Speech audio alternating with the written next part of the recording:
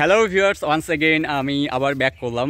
যেহেতু আজকে আসলে আমার পরিবেশটা মেইনলি অনেক ভালো লাগছে, তো এই ভালো লাগা থেকেই আসলে মেইনলি আমি ভিডিওগুলো করছি। জানি না আপনাদের কতটা হেল্পফুল হবে। তো অনেকেই কোশ্চেন করেন যে আসলে ফ্রিল্যান্স করতে গেলে কেমন কনফিগারেশন ল্যাপটপ প্রয়োজন। তো আজকে আমি ল্যাপটপের কনফিগারেশন সম্পর্কে কিছু কথা বলবো।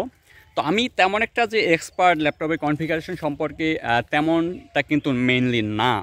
তো আমি আমার এক্সপিরিয়েন্স থেকে, পার্সোনাল এক্সপিরিয়েন্স আমি যতটুকু জানি, তো এই এক্সপিরিয়েন্স থেকে মেইনলি আমি আমার কথাগুলো শেয়ার করব এবং কেমন কনফিগারেশনের ল্যাপটপ আপনি নিতে পারেন বা কেমন কনফিগারেশন পিসি আপনি বিল্ড করলে আপনি ন্যূনতম একটা কাজ করতে পারবেন বা ফ্রিল্যান্স করতে পারবেন। আচ্ছা, তো এইটা যদি আমি মেইনলি বলতে যাই, এটা মেইনলি বলতে গেলে আপনার সর্বপ্রথম ডিপেন্ড করবে যে আপনি আসলে কোন রিলেটেড কাজ শিখবেন বা কোন রিলেটেড কাজ আপনি করবেন, সেটার উপর ডিপেন্ড করতেছে আসলে মেইনলি।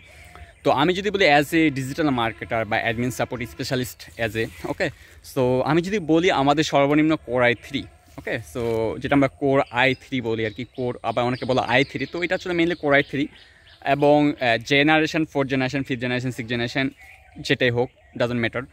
দেন হচ্ছে আরেকটা বিষয়, সেটা হচ্ছে যে আমাদের যে র্যাম, ওকে, সো র্যাম 4 GB হলে এনাফ, বাট 8 GB হলে সবচেয়ে বেটার হয়।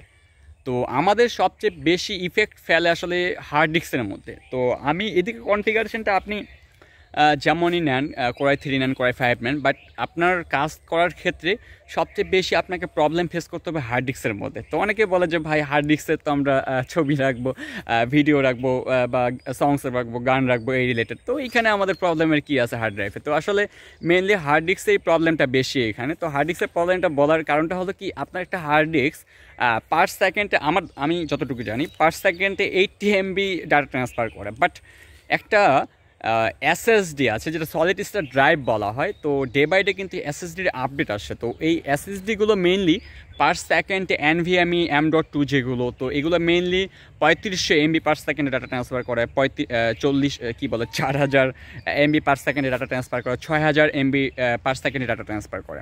তো সেক্ষেত্রে আপনি যদি হার্ড ডিস্কের পরিবর্তে এসএসডি লাগান, তাহলে কিন্তু সর্বনিম্ন যে হার্ড ডিস্কের এসএসডি কনফিগারেশনটা, সেটা হচ্ছে যেমন WD, যেটাকে আমরা বলি ওয়েস্টার্ন ডিজিটাল। তো এটা আসলে মেইনলি যেটা এসএসডি শুধুমাত্র M.2 না, তো এইটা পার সেকেন্ডে ডাটা ট্রান্সফার করে 535 কি 40 MBর মতো আর কি, যদি 1 নম্বর জেনুইনটা পান। তো দেখেন, একটা হার্ড ডিস্ক আপনাকে প্রতি সেকেন্ডে ডাটা ট্রান্সফার করতেছে 80 MB, বাট একটা এসএসডি প্রতি সেকেন্ডে ডাটা ট্রান্সফার করতেছে 540 MB। তো কোনটা সুপার ফাস্ট হবে? তো আমি যখন অ্যাজ এ ডিজিটাল মার্কেটার হিসেবে বলছি, আমি যখন মার্কেটিংয়ের কাজ করতে যাব বা আমি অ্যাডমিন সাপোর্টের কাজ করতে যাব, তো অ্যাডমিন সাপোর্টের কাজগুলোতে মেইনলি বেশি আমাদের লিড জেনারেশনের কাজ করতে হয়। লিড জেনারেশনের কাজ করতে গেলে কিন্তু প্রচণ্ড প্রোফাইলের বা ব্যক্তির ইমেল কালেক্ট করতে হয়। তো সেক্ষেত্রে কিন্তু অনেকগুলো ট্যাব আমাদের ওপেন হয়, অনেকগুলো এক্সটেনশন ইউজ করতে হয়। তো সেক্ষেত্রে কিন্তু আমাদের ক্রোম ব্রাউজারটা, বা শুধুমাত্র ক্রোম ব্রাউজার না, পুরো পিসিটা বা পুরো ল্যাপটপটা কিন্তু আমাদের স্লো হয়ে যায়। তো এই স্লো হওয়া থেকে আসলে মেইনলি আপনি যখন এসএসডিটা লাগাবেন, তো সেক্ষেত্রে কিন্তু হার্ড ডিস্কের থেকে বেটার পারফর্ম করবে। অ্যান্ড আপনার এই এসএসডিটা বা লাগানোর ফলে আপনার ল্যাপটপটা কিন্তু কোনোভাবেই আর স্লো হবে না। সেক্ষেত্রে কিন্তু আপনি প্রপারভাবেই কিন্তু সেখানে কাজ করতে পারবেন এবং ইজিলি কিন্তু আপনি কাজগুলো সেখানে করে ফেলতে পারবেন। তো এটাই আসলে মেইনলি হার্ড ডিস্কের থেকে এসএসডির ক্ষমতা বা পাওয়ার। তো আরেকটা বিষয়, সেটা হচ্ছে যে এখন এগুলো নিলাম, নেওয়ার পর আর কোনো কিছু লাগবে নাকি? আমাকে গ্রাফিক্স কার্ড লাগবে নাকি? আমার হচ্ছে সিডি রোম লাগবে নাকি? আসলে সিডি রোমটা এখন ম্যাটার করে না। সিডি রোমের যুগ অলরেডি চলে গেছে। এখন আপনি ইউএসবি যে পোর্ট আছে বা যেটা আপনার পেন ড্রাইভের মাধ্যমে কিন্তু এখন সিডি ড্রাইভের কাজগুলো মেনলি করা যায়। তো ওইটার প্রয়োজন নেই। তো আরেকটা বিষয় টপিক বলতেছিলাম, সেটা হচ্ছে গ্রাফিক্স কার্ড। গ্রাফিক্স কার্ড লাগবে কিনা? আসলে গ্রাফিক্স কার্ড কাদের জন্য?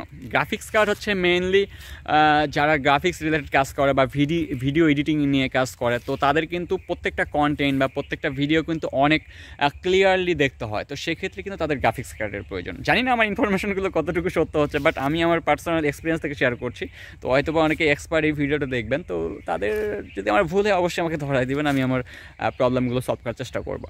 তো এই হচ্ছে বিষয়। তো গ্রাফিক্স কার্ড আপনি ডিজিটাল মার্কেটিংয়ে কাজ করতে চান, অ্যাডমিন সাপোর্টে কাজ করতে চান, আপনার গ্রাফিক্স কার্ডের প্রয়োজন নেই। ওটা আমি মনে করবো যে ওটা অহেতুক একটা টাকা খরচ, আপনার ওটা প্রয়োজন নেই। বাট আপনি যদি গ্রাফিক্সের কাজ করতে চান, গ্রাফিক ডিজাইনার হন বা ওয়েব ডেভেলপমেন্টের কাজ করেন অথবা ভিডিও এডিটিংয়ের কাজ করেন, মানে হাই কনফিগারেশনের কাজগুলো করেন, সেক্ষেত্রে আমি সাজেস্ট করবো অবশ্যই কিন্তু আপনার একটা গ্রাফিক্স কার্ড সেখানে লাগবে।